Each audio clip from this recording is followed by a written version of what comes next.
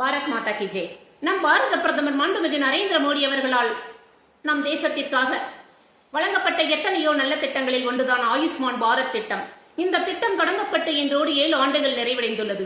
இந்த திட்டம் ஏழை எளிய மக்களின் சுகாதாரத்திற்கு உத்தரவாதம் கொடுக்கப்பட்டுள்ளது. இந்த திட்டத்தின் மூலம் 61 கோடி இலவச மருத்துவ காப்பீடுகள் வழங்கப்பட்டுள்ளன. இதன் மூலம் 5 லட்சம் வருடத்திற்கு 5 லட்சம் வரையிலான இலவசமாக மருத்துவ சிகிச்சைகளை மேற்கொள்ளலாம்.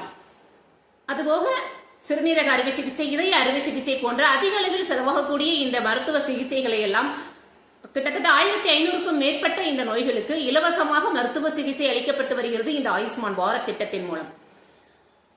இதன் மூலம் கிட்டத்தட்ட 32,913 மருத்துவமனைகள் இதில் இணைந்துள்ளன. அதில் 15,103 மருத்துவமனைகள் தனியார் மருத்துவமனைகளாக உள்ளன.